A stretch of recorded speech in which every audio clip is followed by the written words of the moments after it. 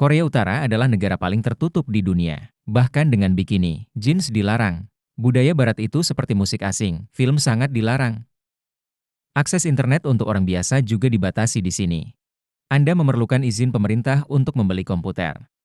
Gaji rata-rata di sini hanya sekitar 400 yuan. Orang miskin memiliki banyak tekanan dalam hidup, karena tidak banyak yang bisa dibelanjakan. Sebagian besar kebutuhan hidup seperti makanan, pakaian, dan lainnya didistribusikan melalui sistem pasokan. Warga menggunakan kupon makanan untuk mengumpulkan kebutuhan ini, tanpa perlu membayar tunai secara langsung. Tidak ada hipotek di sini.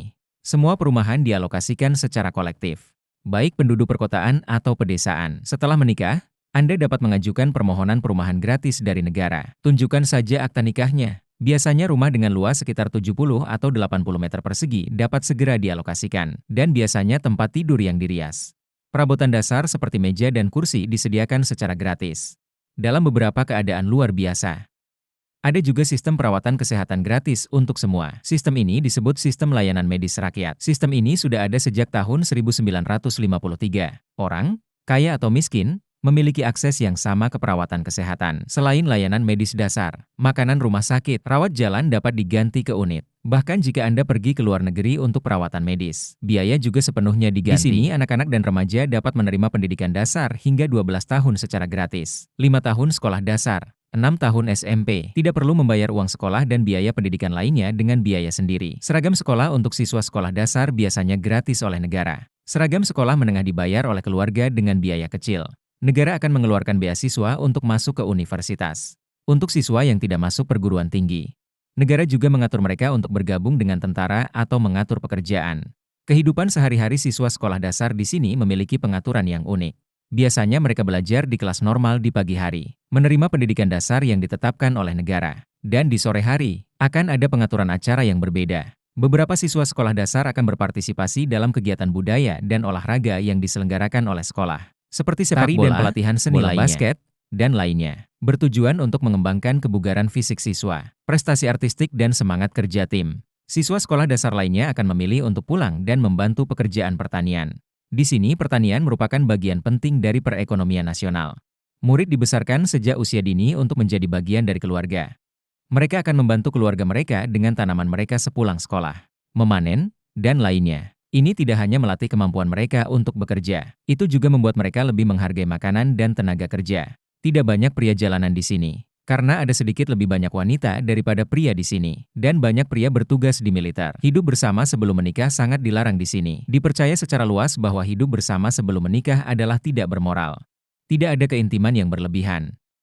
Selain itu, tidak ada harga pengantin untuk pernikahan di sini. Ini berbeda dengan kebiasaan tradisional di banyak negara. Tingkat kejahatan di sini sangat rendah. Karena hukum pergaulan yang ketat dan kejahatan satu orang, seluruh keluarga dihukum. Jika pelaku dihukum, 3 generasi kerabat mereka mungkin harus menghadapi reformasi perburuhan. Pembatasan pada mobil pribadi sangat ketat di sini. Ini terutama karena sistem sosial dan ekonominya yang unik. Di sini sebagian besar sumber daya dialokasikan dan dikelola oleh negara. Mobil pribadi adalah barang konsumen mewah. Secara alami, itu juga termasuk dalam lingkup kontrol yang ketat. Sepeda adalah moda transportasi utama bagi orang biasa di sini. Tentu saja, Anda masih bisa melihat beberapa mobil di jalanan di sini. Tapi ini sebagian besar adalah kendaraan pemerintah dan militer. Meskipun sangat tertutup di sini, tapi masih mungkin untuk bepergian ke sini. Namun, Anda perlu mengatur grup melalui agen perjalanan.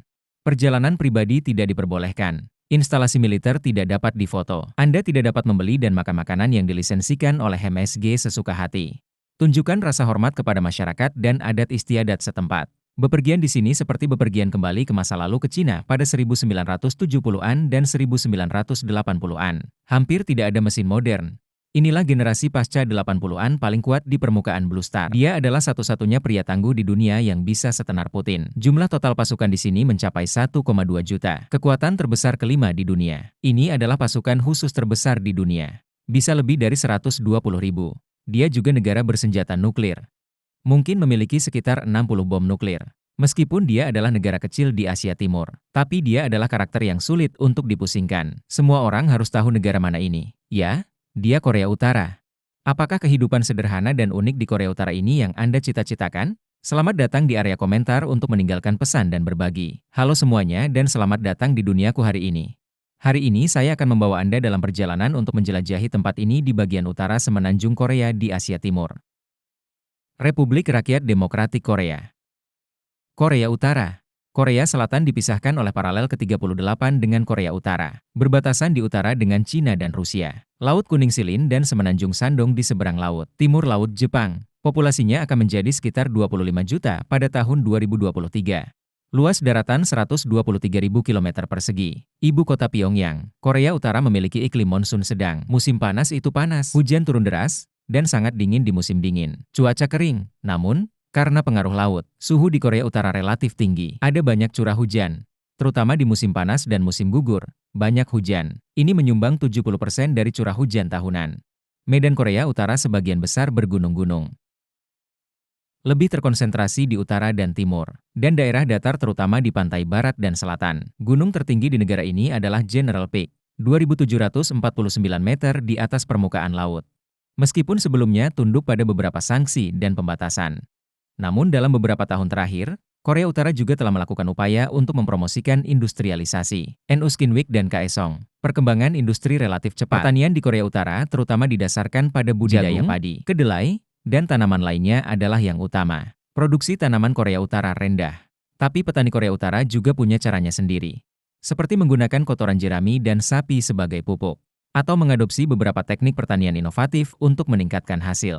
Korea Utara kaya akan sumber daya alam. Ada banyak batu bara, biji besi, biji tembaga dan sumber daya mineral lainnya. Sumber daya ini memberikan dukungan kuat bagi pembangunan ekonomi Korea Utara. Selain itu, Korea Utara juga memiliki banyak atraksi yang layak untuk dikunjungi. Seperti Today, City Square, Metro Pyongyang Panmunjom Myeongsang, Menara Persahabatan Cina DPRK. Tempat-tempat indah ini tidak hanya menampilkan sejarah dan budaya Korea Utara. Ini juga mencerminkan kebijaksanaan dan kreativitas rakyat Korea. Korea Utara dikenal dengan isolasi dan keunikannya.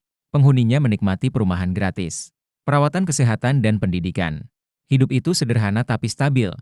Tapi ada batasannya. Jadi, apakah Anda menyukainya?